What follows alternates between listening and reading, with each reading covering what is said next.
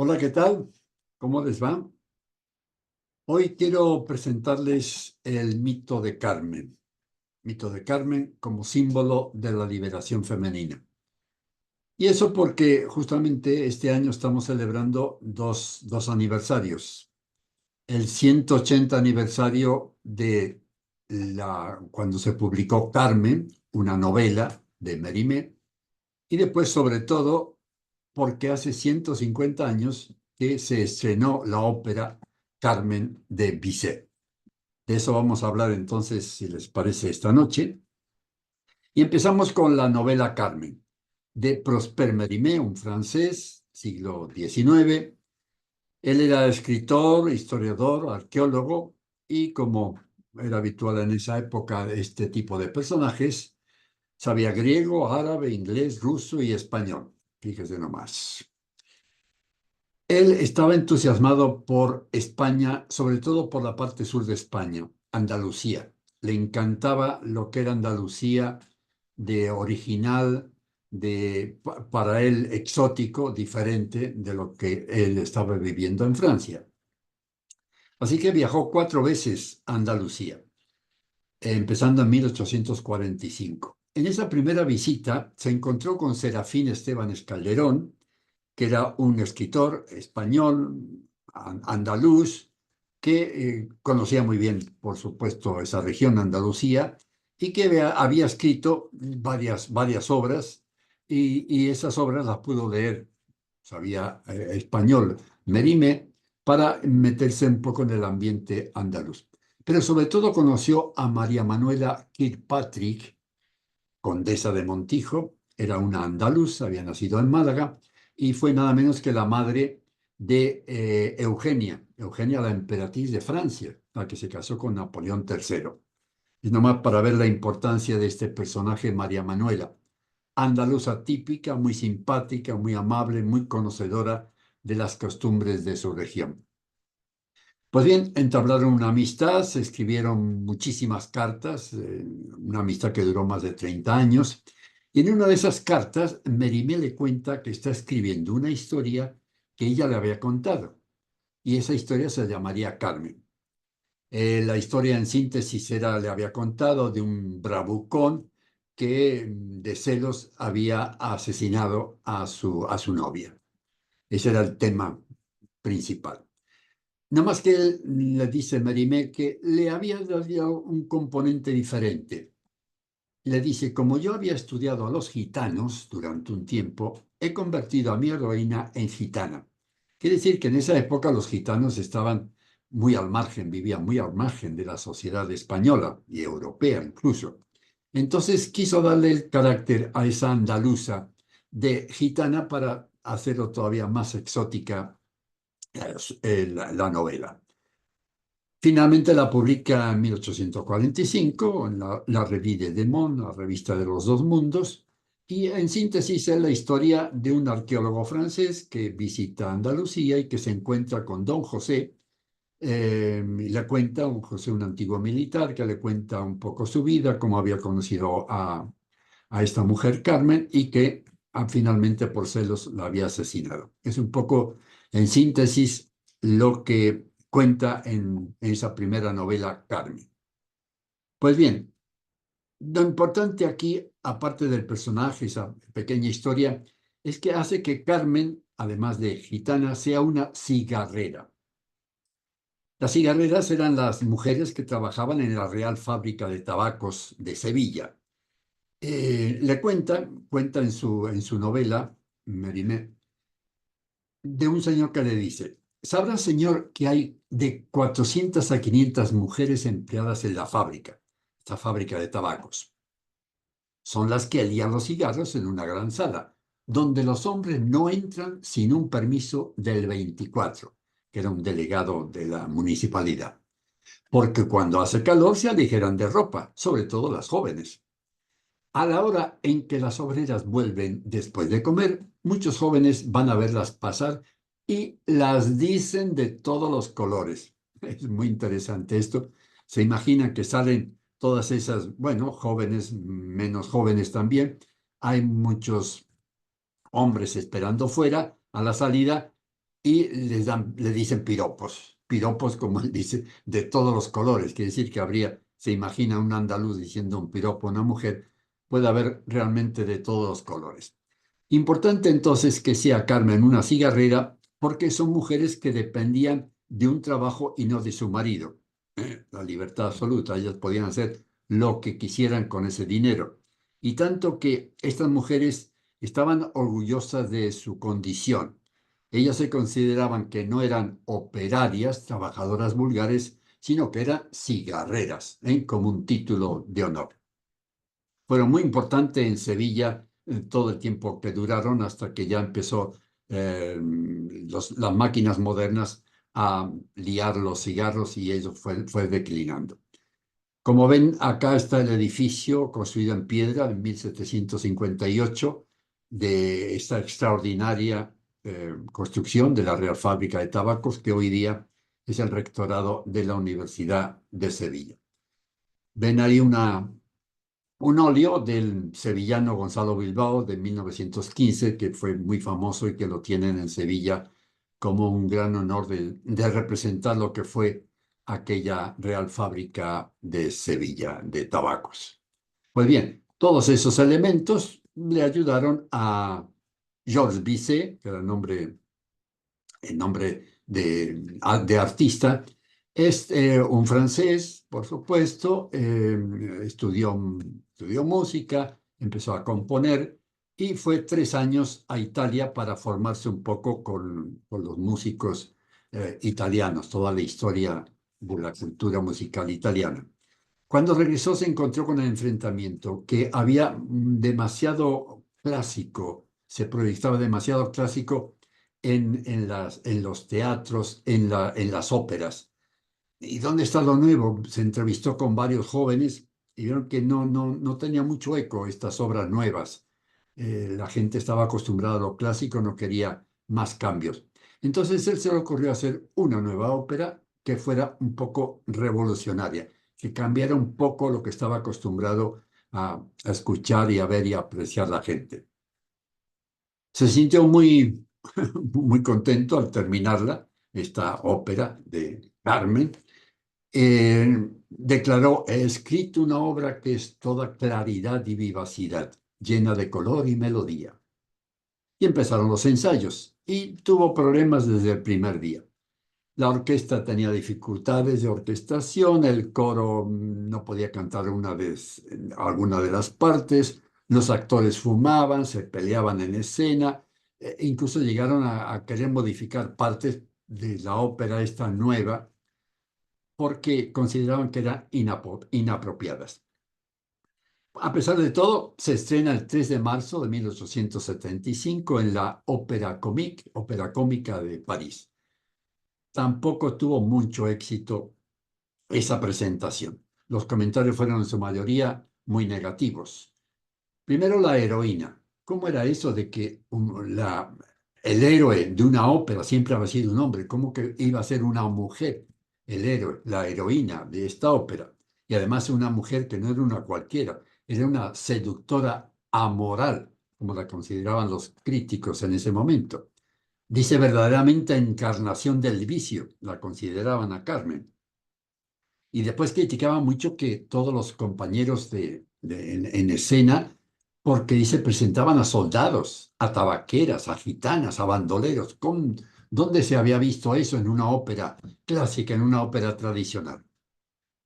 Incluso consideraban que la música era opaca y oscura. O sea, un total fracaso la primera presentación.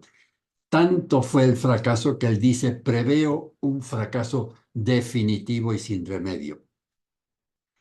Y realmente ese fracaso le causó la muerte, porque padecía del corazón, así que 3 meses después de esa terrible, fatal y negativa inauguración, falleció. Falleció del corazón a los 36 años, bastante joven. A pesar de todo, se representó 48 veces. Entonces, los críticos dijeron después, entonces es que el público francés era un poco mentiroso, porque tanto criticarla, pero después iban allá, era un hipócrita, que era eso. O era un amargado que que quería ir a sufrir viendo asesinar a una mujer. En todo caso, la ópera se estrena 4 meses después de esta inauguración en París, se estrena en Viena, capital de Austria, y fue un éxito total. Y justamente ahí, desde esa presentación, empiezan a hacer el mito de Carmen, la gitana cigarrera, una mujer empoderada, dueña de sus pasiones y de su destino. Hoy día es una ópera que es una de las más representadas, si no la más representada del mundo. Y aquí remarcamos o subrayamos lo importante que fue la música, porque Carmen, la protagonista, en la novela pasó casi desapercibida, una novela normal, vulgar casi. Pero cuando la hicieron Carmen, ya le dieron el carácter musical de ópera, cambió completamente. Alberto González Troyano es un escritor, profesor, escribe una obra muy interesante de los grandes tres mitos de Sevilla, Don Juan, Fígaro y Carmen. Y él justamente dice sobre Carmen, cuando un personaje se interpreta a través de la música, le otorgas una capacidad de llegar a la gente que la literatura no consigue. Ese fue el gran triunfo de Carmen entonces como ópera musical. Entre los asistentes a Viena estaba Nietzsche, joven, 32 años, como saben, el filósofo, escritor, poeta, incluso conocía mucho de música, y él desde el primer momento aplaudió la superficialidad profunda de la obra. Fíjese lo que hoy día dicen es un oxímoron, es en literatura, que es decir, dos cosas contrarias. Era superficial y profunda, pero se pudo dar en una obra como fue esta. Pues bien, frente a la histórica opresión de la mujer, desde la Biblia, desde Eva y después en los griegos, también hubo ese personaje, Pandora, la que abrió la caja y salieron todos los males del mundo. Desde entonces se culpaba a la mujer como realmente eso, ¿no? La fatídica mujer porque había sido la causa de todos los males o pecado original o estos males del mundo. Frente a toda esa opresión de la mujer, nace esta Carmen, una mujer especial, independiente, que trabaja, que se sabe libre, bella y seductora. Los europeos, empezando por los austríacos y después el resto, se rindieron seducidos ante esta cigarrera de Sevilla. En España tardó casi un siglo en ser digerida por intelectuales y moralizantes, como reflexiona de nuevo González Troyano, el escritor. La respuesta en España siempre ha sido de ambivalencia. Estás orgullosa del mito, pero no quieres admitir las cualidades sociales y humanas que ese mito transmite. Y fíjense que en España, solo después del fallecimiento de Franco, la mujer empezó a liberarse un poco en España. Y le costó mucho, pero lo logró, o lo está logrando, no completamente del todo. Y es curioso porque justamente en España había existido ya un personaje que había roto también la tradición de lo que se consideraba que era el carácter de la mujer, con la Bella Marcela. La Bella Marcela es un personaje del Quijote, donde ella proclama, yo nací libre y para poder vivir libre escogí la soledad de los campos. En fin, es un tema interesante, pero queda esa Bella Marcela, la primera mujer en literatura que realmente se considera libre y lucha por esa libertad, como hizo en esta ópera Carmen. Dijimos entonces que la música en Carmen es fundamental para declarar, para manifestar esa seducción, el amor, la libertad, la muerte, todos esos temas que musicalmente con Bizet hace que sean entonces el gran triunfo de esta obra, saliéndose además de los cánones que regían en la composición de este género, en lo que hasta ese momento se acostumbraba, como dijimos, era la ópera tradicional. Esto rompe un poco con todo eso. como bien dijo también Nietzsche, es la respuesta latina a la estética wagneriana de Wagner. Y Wagner era amigo de Nietzsche y justamente después de esta ópera se separaron por opinaban, perdón, después de esto lo mismo. En todo caso, no es una ópera cómica, sino una ópera dramática, seria y realista. Eso es muy importante. Está traduciendo una realidad. Un hombre que por celos mata a su amante. Es lo que llamaban después los italianos verismo, óperas veristas, es decir, tratan no como la ópera tradicional, clásica, que eran cosas de mitologías, cosas de fantástica, especial. No, no, esto es la verdad de cada día, lo que están transmitiendo en su ópera. Carmen, entonces, como al principio en París, de un personaje femenino, diabólico, mujer fatal, vampiresa, se convierte a través de esta ópera de Carmen en un referente en la construcción de la imagen de la mujer libre. Vemos rápidamente los personajes principales para que se hagan una idea. Están las cigarreras, muy importante, el ambiente de cigarrera. Está la gitana Carmen y está el cabo Don José. Cabo Don José era un español católico, era militar, el cabo venía de Navarra y este lo presenta muy bien en su obra Dice, porque se enfrenta a dos amores. Al amor de esta Carmen gitana, amor apasionado, que al final termina siendo amor tóxico, y el amor con su enamorada desde la juventud, Micaela, que también aparece en esta ópera. Micaela representaba el amor entonces romántico, el amor, digamos, casi normal. Esa entonces es la primera parte, representa porque tiene 4 partes esta ópera. En la segunda, Don José, por ayudar a Carmen, que justamente la violencia, se imaginan, las cigarreras que bebían o que trabajaban entre 300, 400 mujeres, debía haber sus problemas de vez en cuando. Pues bien, en uno de ellos, Carmen le raja la cara a una de sus compañeras en una discusión. Entonces la soldado la retiene y le encargan a don José que la cuide, que la proteja. Don José se enamora justo ahí, se enamora de ella y la deja escapar. Y por eso es encarcelado.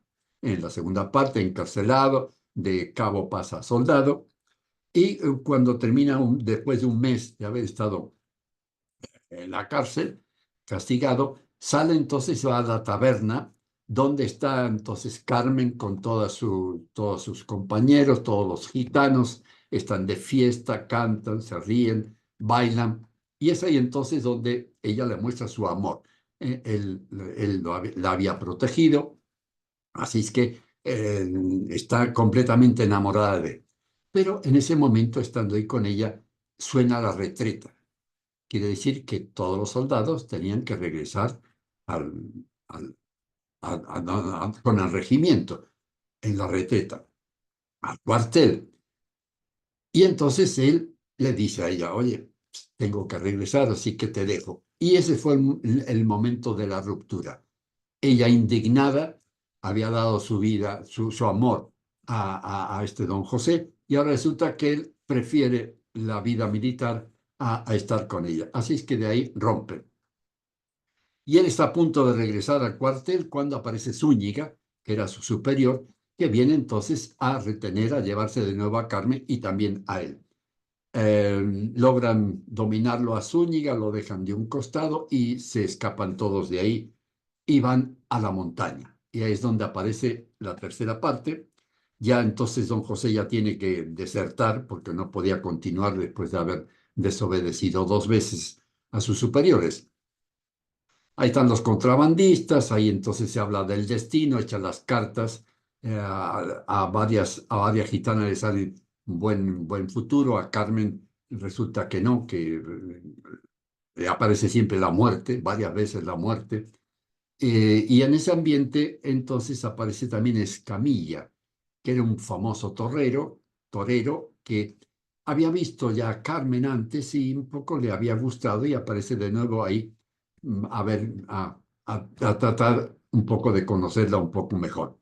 Es el toreador, la famosa canción también en Carmen, el toreador, que es el nombre que se daba en el siglo XVI a a los toreros, pero los toreros que toreaban desde el caballo.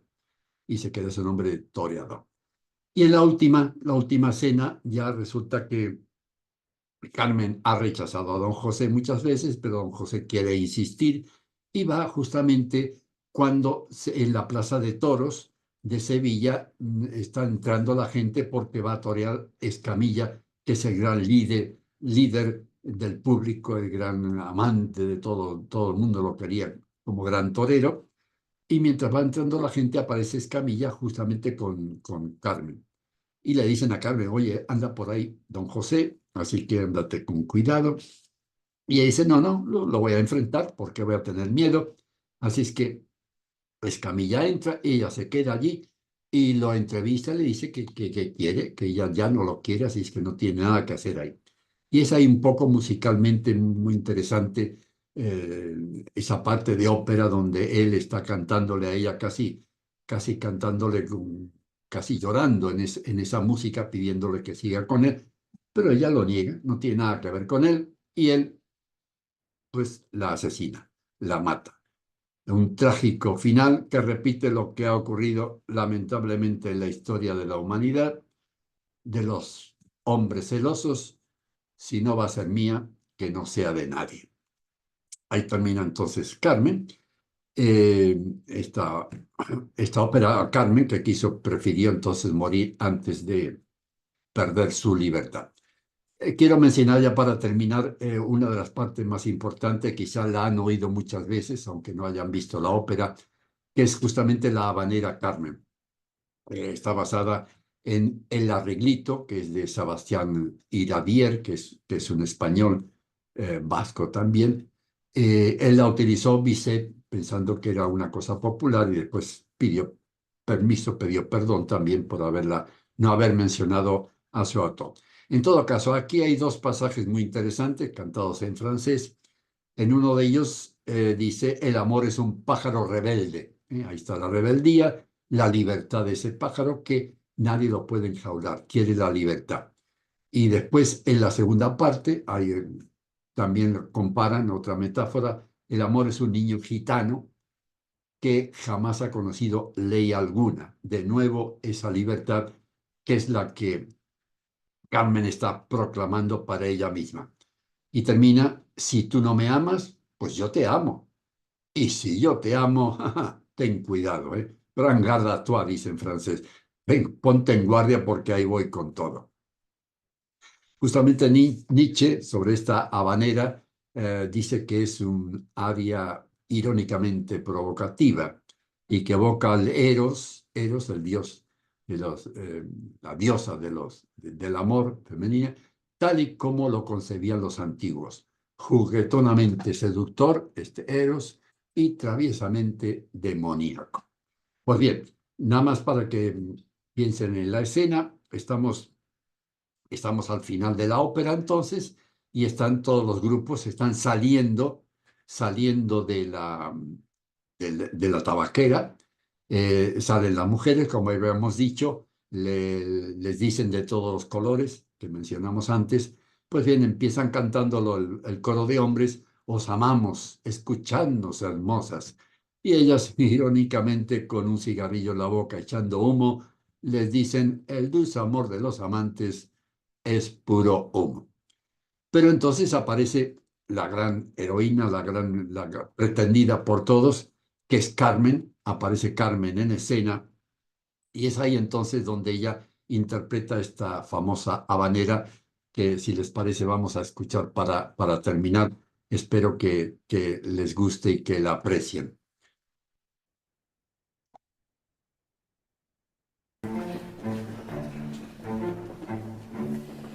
L'amour est un oiseau rebelle que nul ne peut apprivoiser. Et c'est bien nous qu'on l'a s'il convient de refuser. Rien n'est fait, menace ou prière, l'un parle bien, l'autre se tait. C'est l'autre que je préfère, il n'a rien dit, mais il me plaît.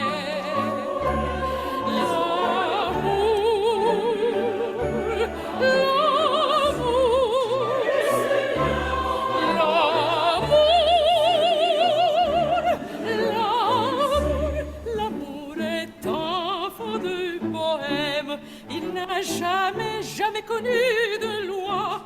Si tu ne m'aimes pas, je t'aime. Si je t'aime, prends garde à toi. Si tu ne m'aimes pas, si tu ne m'aimes pas, je t'aime. Mais si je t'aime, si je t'aime, prends garde à toi.